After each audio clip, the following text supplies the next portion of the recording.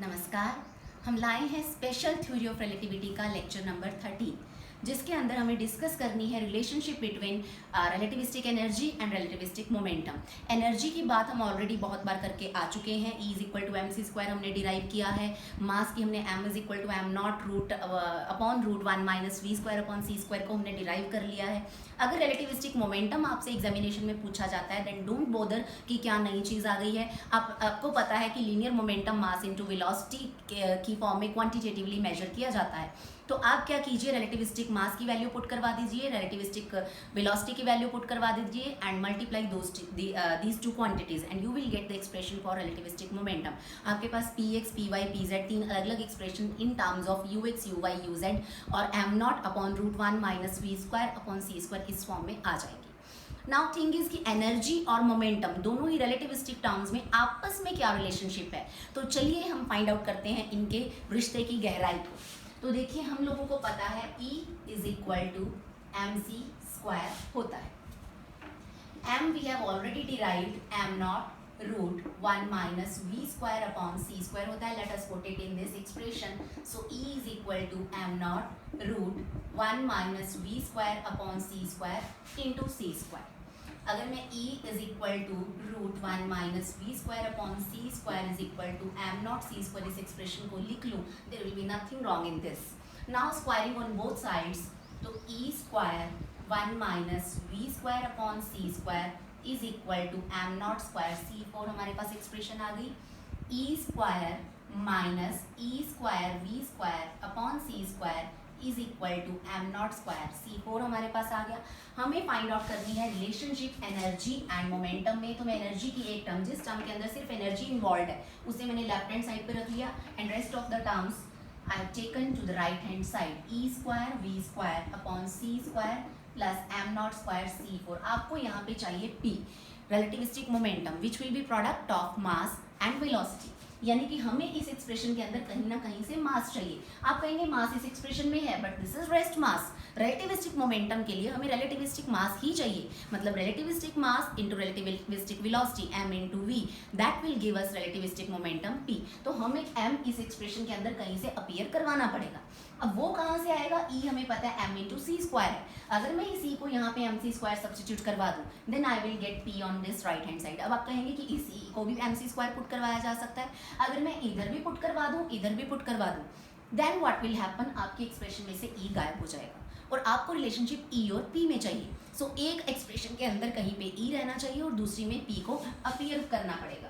तो हम लोग क्या करेंगे, राइट हैंड साइड पे इस E को mc स्क्वायर में पुट करवा देती हूँ। तो mc square square v square c square plus m naught square C4 और E square is equal to m square C4 v square upon c square plus m naught square C4 और E is equal to E square is equal to, ये C square से ये चला गया, हमारे पास बचा m square v square c square plus m naught square C4। इस टर्म को देखिए, m into v whole square c square plus m naught square C4 and the term within bracket is nothing but relativistic momentum P। तो E square is equal to p square c square plus m naught square C4 हमारे पास आ गया। Taking square root on both sides we will get E is equal to plus minus p square c square plus m naught square C4। जी हाँ, energy की value positive भी है, energy की वैल्यू नेगेटिव भी है। तो डिराक एक मैथमेटिशियन थे जिन्होंने ये जो चीज़ें थी डिराइव करके हमें ये बताया कि energy can be positive, energy can be negative. Now what must be the significance of this positive and negative energy. देखिए, positive energy, positive mean something in excess, negative mean something in, आप कह सकते हैं कि इन dearth, कोई चीज़ की कमी है तो नेगेटिव, कोई चीज़ एक्सेस में है तो पॉजिटिव। एक सिंपल सा लॉजिक, एक लेमन लैंग्वेज में अगर मैं बात करूँ तो अगर किसी बॉडी की एनर्जी पॉजिटिव है it means it can give energy to anybody. अगर किसी बॉडी की एनर्जी नेगेटिव है it means it have to take energy from somebody else. यानी कि क्या है, जैसे मान लीजिए एक इलेक्ट्रॉन है, एक इलेक्ट्रॉन अपने न्यूक्लियस के साथ बाउंड फॉर्म के अंदर रिवॉल्व हो रहा है, तो आपको पता है कि वहाँ पे उसकी एनर्जी नेगेटिव होती है। You must have calculated the values of electron in its orbit minus 13.6 upon n square. आपने इलेक्ट्रॉन की इन हाइड्रोजन एटम मेजरमेंट्स की होंगी तो वो वैल्यूज नेगेटिव आती हैं। उस नेगेटिव वैल्यू का मतलब क्या है कि अगर आपको उस इलेक्ट्रॉन को बाहर निकालना है then you will have to supply energy to that electron, मतलब उसके पास कोई एक्स्ट्रा एनर्जी नहीं है, आपको उसे एनर्जी देनी पड़ेगी। और पॉजिटिव एनर्जी का मतलब है ऑलरेडी द बॉडी और the system has excess of the energy, और आप लोग उससे एनर्जी वो जो है वो ले सकते हैं। ऐसा ही कुछ कॉन्सेप्ट अगर मैं रियलिस्टिक वर्ड की बात करूं तो आपने सुना भी होगा, डिस्कस भी किया होगा कि ये फलाना फलाना बंदा है, इसमें से बड़ी पॉजिटिव वाइब्स आती हैं, बड़ा पॉजिटिव एनर्जेटिक, पॉजिटिवली एनर्जेटिक ये लगता है, इसके पास हमें रहना चाहिए। ये बंदा तो बहुत नेगेटिव बातें करता है, वी शुड नॉट रिजाइड और we should not be nearby to that person ना। तो ये सारे कॉन्सेप्ट बेसिकली इसी चीज़ को इशारा करते हैं। नेगेटिव एनर्जी का मतलब है कि ऑलरेडी उसके पास कमी है, अगर आप उसके नज़दीक चाहेंगे तो ये हो सकता है कि आपकी एनर्जी का कुछ पोर्शन उसके अंदर चला जाए। दैट इज़ वाई आपको ऐसे पर्सनस को अवॉइड करने के लिए भी कहा जाता है। सो बेसिक सी बात है, सिंपल सी बात है कि positive energy mean something is in excess, some energy is in excess, and negative energy mean some energy will be from, आप कह सकते हैं कि एवरेज लेवल से नीचे की एनर्जी जो होगी that will be negative energy. इसीलिए लोकल लैंग्वेज में हम ये बोल देते हैं कि negative energy mean system is bound, मतलब सिस्टम ऑलरेडी किसी के साथ अटैच्ड है, जुड़ा हुआ है, और आपको उसको निकालने के लिए उस एनर्जी को सप्लाई करना पड़ेगा।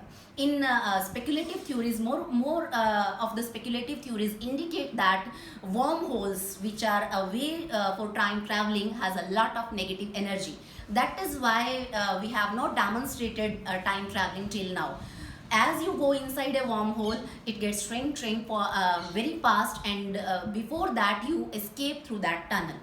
मतलब आप कह सकते हैं कि उसकी नेगेटिव एनर्जी जो है वो इतनी ज़्यादा माउंटेड है कि आप उसको क्रॉस करके उससे बाहर निकल ही नहीं पाते हैं। वर्म होल्स के लिए हम फिर से कभी दूसरा कोई लेक्चर लेकर आएंगे। यहाँ तो जस्ट मैंने एक एग्जांपल दी है कि एक मैं कह सकती हूँ कि store house of negative energies worm hole, जिनको हम टाइम ट्रैवलिंग का एक कॉन्सेप्ट मान के चलते हैं, which comes under the category of general theory of relativity. तो ये जो कॉन्सेप्ट था, this was relationship between relativistic energy